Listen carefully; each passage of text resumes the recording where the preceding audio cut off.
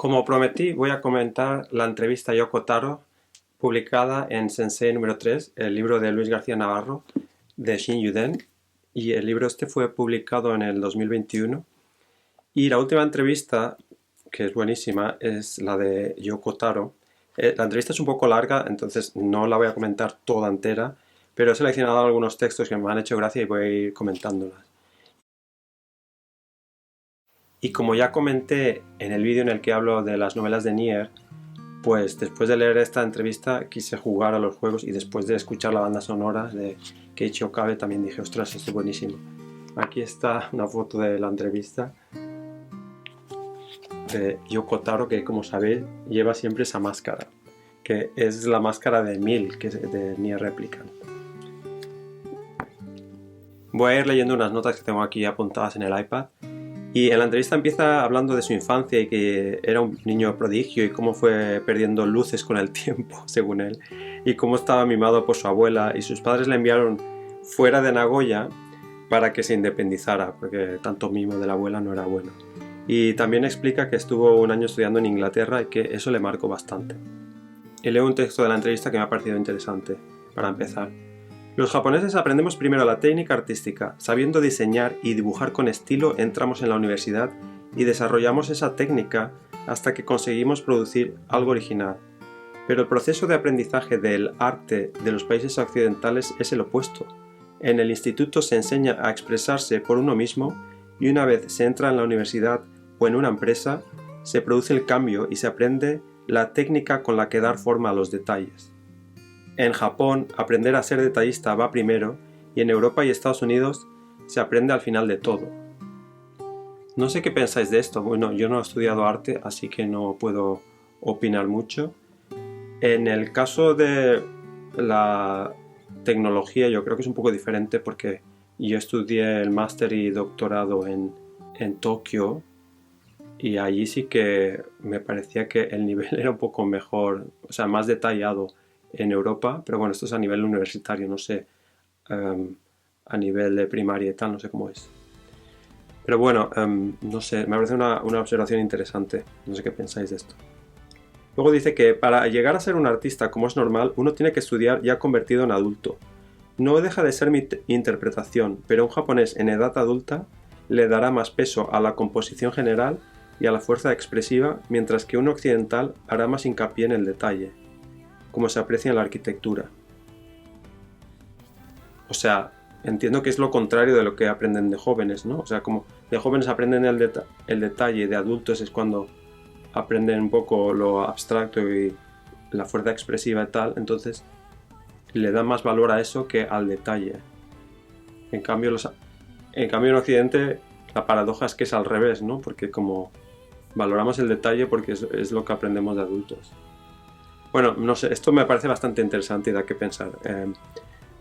Puede ser que sea así y si es así, pues da que pensar, ¿no? Luego me ha hecho gracia esto que dice que en Inglaterra jugaba la Amiga, pero me daba la sensación de que, en términos de jugabilidad y dramatismo, los juegos japoneses de la Famicom y la Super Famicom, o sea, la Nintendo, tenían más sustancia. A ver, yo creo que tiene razón, pero igual le faltó jugar a algún juego interesante, como yo que sé, en Amiga. Yo recuerdo el Elvira Mistress of the Dark o el Darkseid, aquel de miedo.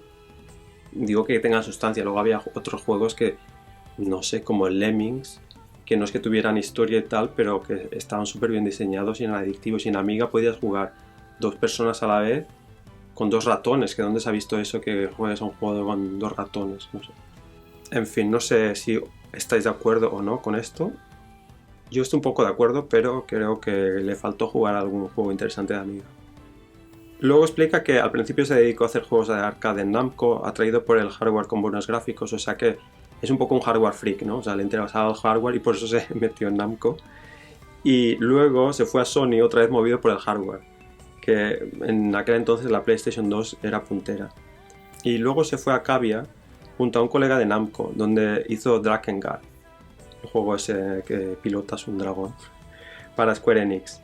Y aquí de esto comenta: el productor por la parte de Square Enix, Takamasa Shiba, se vino arriba y nos pidió que metiéramos elementos de Sengoku Musou, el Dynasty Warriors. que por aquellas fechas estaba causando sensación.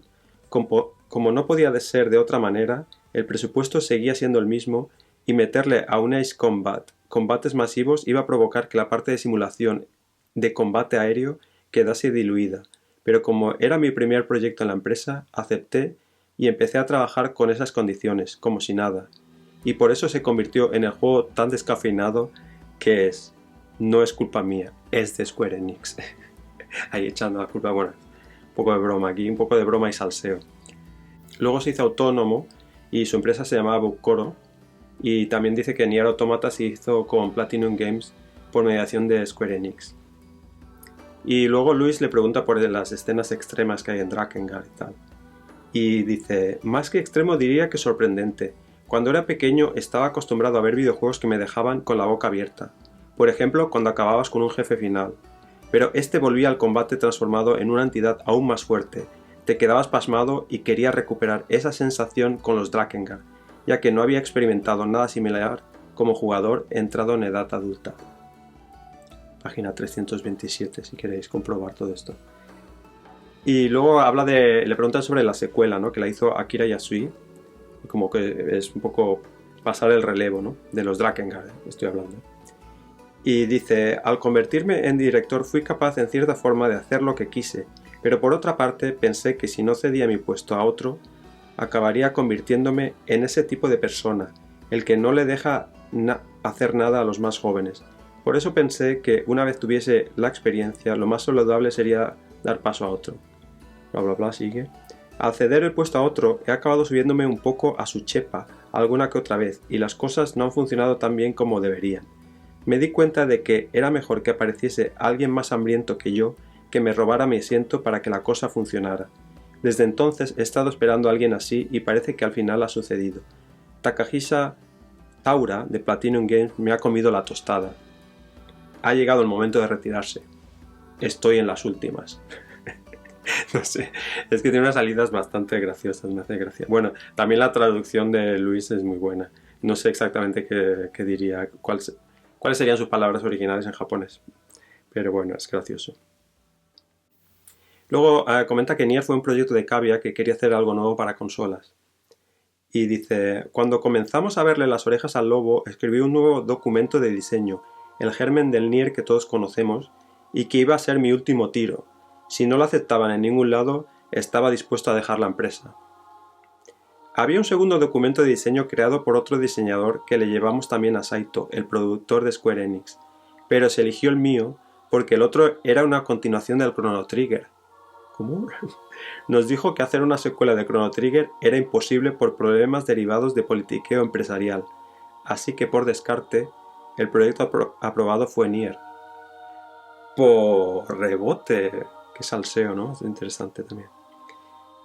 Y luego Luis le pregunta, ¿la base de ese proyecto fue alejarse de los convencionalismos del RPG y tratar temas apenas explorados en su campo?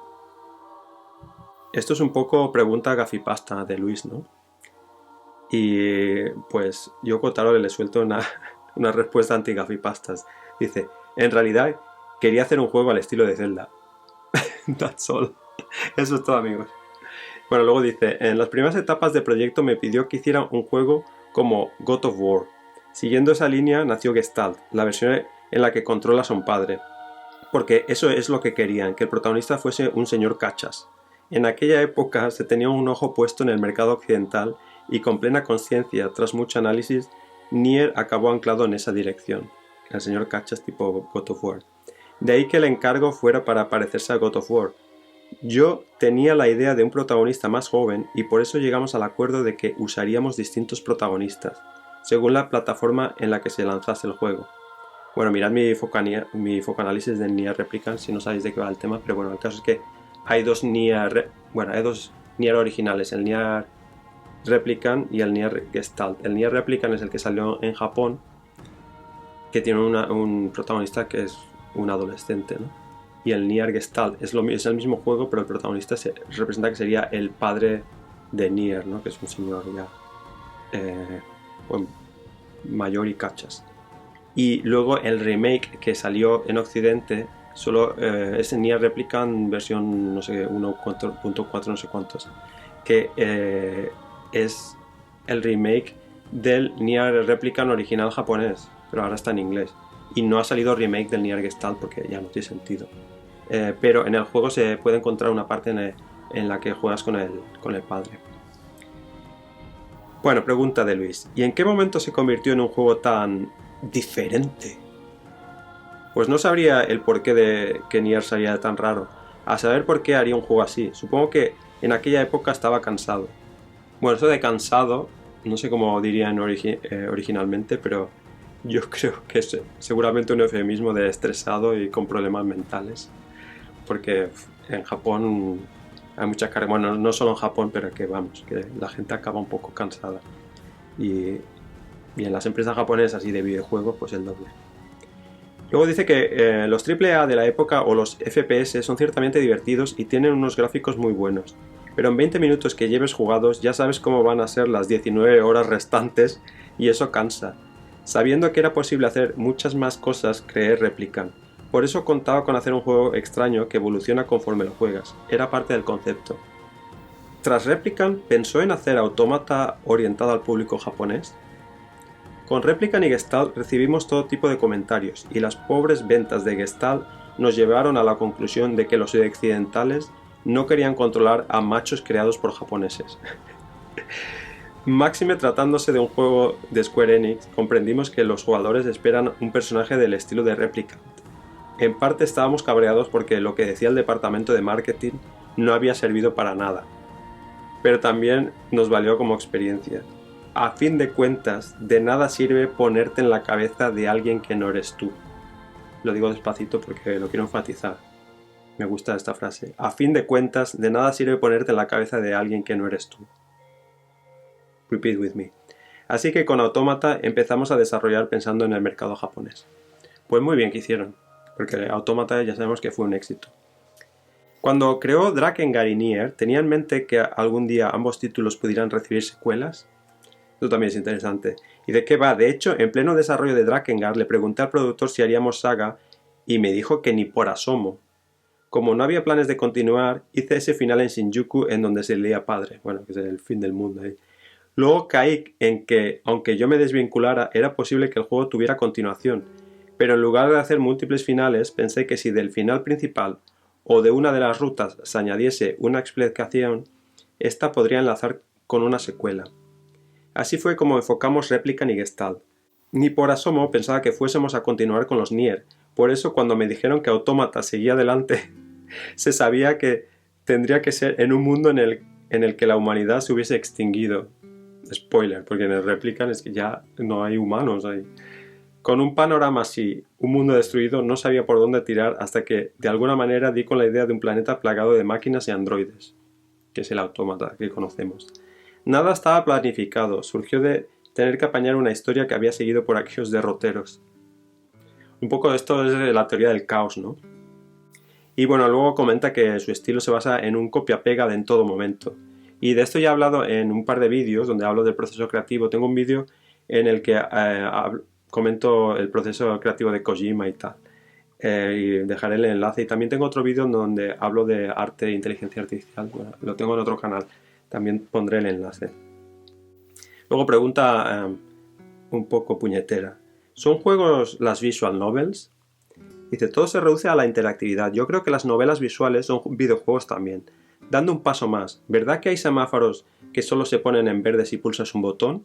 Son interactivos y es un ordenador el que produce la respuesta. Para mí, eso es también un juego. Bueno, yo creo que exagera un poco, pero bueno. Que las novelas visuales no sean consideradas juegos o que supone la propia jugabilidad son temas que me atraen muchísimo. Un poco friki. Me llama mucho la atención todo lo que la gente no cree que es un juego. Siempre ando pensando en qué tipo de expresión darle algo que popularmente no entra en la categoría de juego, donde el género ese, por supuesto, tiene cabida. La estrechez de miras para decidir qué es juego y qué no es precisamente la de alguien que quiere categorizarlo todo, gente de ideas preconcebidas. Me da que es muy posible echar por tierra todas esas percepciones. Si alguien dice que algo no le parece un videojuego o que es un latazo, me está dando unas pistas brutales. Bueno, a ver, él se dedica a la creación de videojuegos, entonces es normal que tenga un aspecto más grande. Es como eso de que los esquimos ven no sé cuántas categorías de blanco. A ver, todos vemos no sé cuántas categorías de blanco, lo que pasa es que los esquimos por necesidad le ponen nombre. Y el tema de categorizar, o sea, nosotros ya blanco, todo lo que parezca blanco, no, esto es blanco. El fondo de la pared, que es otro blanco, también es blanco, pero si no tenemos necesidad de más que tener una categoría de blanco, pues ya está. Lo hace el cerebro automáticamente, entonces tampoco es una cosa con la que obsesionarse, pero él se dedica a esto, entonces normal que le dé más vueltas. Bueno, y luego se pone a hablar del desarrollo de juegos indies y dice, los indies que hacen juegos como pasatiempo, fruto de su pasión y juventud, tienen todas las de ganar ante un abuelete como yo. O un abuelete tampoco. Desbordan energía, no trabajan por dinero, pero en un océano rojo lleno de tantos compañeros de oficio, tienes que llevarte algo a la boca, no está el horno para bollos, y esta es mi opinión sincera. Yo aquí me identifico un poco, ¿no? Porque aunque sigo haciendo pequeños jueguecitos o estos vídeos por amor al arte, a entretenerme, pues es nada, es mi afición, pero necesito un trabajo con el que ganarme las muñetas. Así que me identifico un poco.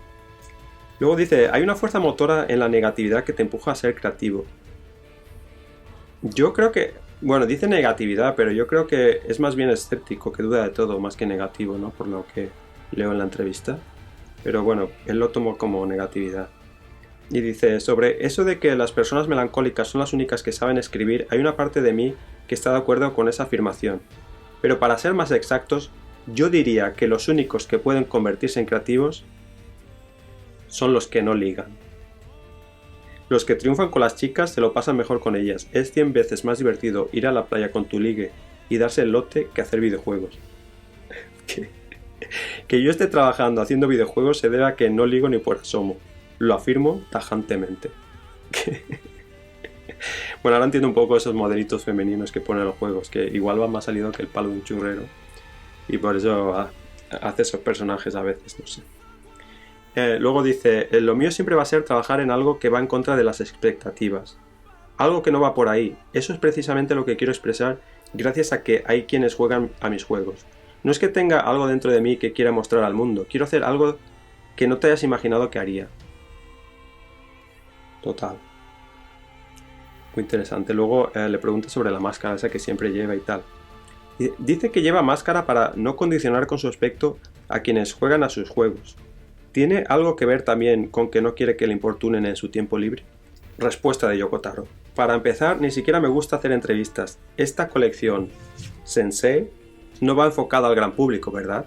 Aceptar entrevistas solo si son de los medios más grandes me ha parecido siempre de cobardes. Muy bien. Si doy entrevistas, tengo que tratar a todos por igual. Para empezar, no soy mucho de darle al pico, pero si voy a hacerlo, no voy a tener preferencias por nadie. Muy bien.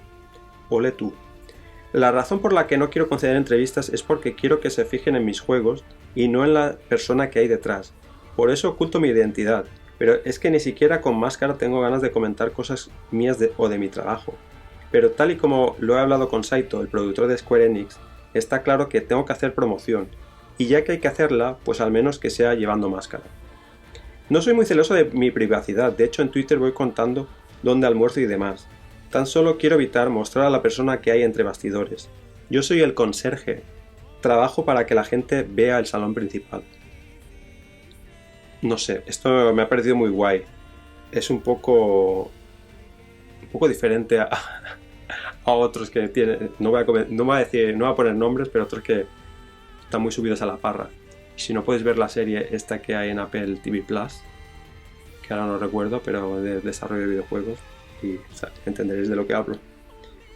Luego habla de que hacer videojuegos no son más que problemas y tal, y sobre el diseño de videojuegos tiene una charla en la Game Developers Conference que podéis echar un vistazo. Y luego habla de dos fieras, Hideo Kojima y Masahiro Sakurai. Bueno, Hideo Kojima, ya sabéis, de Metal Gear Solid, Death Stranding, y Masahiro Sakurai es el de Super Smash Bros. Dice, son los que tienen buenos restaurantes. Todos los que salen en este libro Sensei tienen restaurantes de primera, pero mi cocina es de otro estilo. Lo más importante es estar convencido de lo que haces. Si no me convence algo, no hay manera de que lo saque adelante. Paso de hacer nada que me disguste o que no me motive. Tampoco es que me dé igual hacer un juego que no sea entretenido y que nadie lo quiera. Creo que es muy importante alcanzar ciertas metas que faciliten que el juego venda bien. Por algo estamos cobrándole a los jugadores. En ese sentido no soy un artista, sino más bien un artesano, un trabajador. Desempeño un trabajo creado en base a unos clientes. Me gusta mucho esta descripción de artesano en vez de artista, porque implica tener un talento, pero no necesariamente estar desconectado de la realidad, ¿no? O sea, no te va a vender un plátano pegado a la pared. Bueno, si eso hace mucho dinero, sí. Pero vaya, o sea, yo lo entiendo que es más eso como un artesano, ¿no? O sea, me parece interesante esta observación que hace. Y luego dice que sus obras de referencia son Ico, Shadow of the Colossus y The Last Guardian de Fumito Ueda. Y de anime comenta Evangelion de Hideaki Anno y Battleship Yamato. Y para acabar, es que siempre Luis, al final de las entrevistas, pregunta, pues, dar un mensaje, porque esto va orientado a la gente que se quiere dedicar a hacer videojuegos y tal, ¿no? Y entonces dice, palabras para concluir, para los que se quieran dedicar a los videojuegos. Y bueno, esta respuesta me dejó patidifuso. Supongo que entre los que quieran trabajar en videojuegos habrá una gran mayoría de jóvenes, así que yo les diría que liquiden al Carca, que acaben con los dinosaurios de la industria, que liquiden a todos, que se carguen a los creativos viejos, o sea, tienen que acabar con todos los que aparecen en estos libros. Kill all sensei. Bueno, he cambiado un poco los verbos para que no me censure YouTube, pero mic drop, ¿no? O sea, kill all sensei, mic drop. Es que me quedé patidifuso con eso, es que acaba genial, ¿no? Porque, bueno, el mensaje está muy bien, ¿no? Que para dar paso a la nueva generación, pero es que además se autorreferencia a sí mismo, porque es una referencia a Nier Automata, cuando los robots pues dicen kill all android, kill no sé qué. Bueno, primero que acaban con los robots, acaban con sus creadores, ¿no? Que son los alienígenas y tal. Pero es un poco el tema de dar el paso generacional, ¿no? De al final cargarte es muy drástico, pero cargarte a tus creadores y tomar tu propio camino y tal. Pues claro, con este mic drop Luis tuvo que dejar las entrevistas y aquí acabó. Este fue el tercer y último libro, la última entrevista. Aquí acabó la saga, no sé si la retomará algún día, pero después de ese mic drop dice, me tengo que poner las pilas y hacer mis cosas. Así que seguid a Luis en Shinyuden, las cosas que haga, y leed la entrevista entera en Diálogos con Maestros del Videojuego Japonés. Y eso es todo lo que tenía que comentar. Y ya por fin puedo dejar el tema de Nier y dedicarme a otros vídeos que tengo pendientes, como los de Final Fantasy VII. Chao, chao.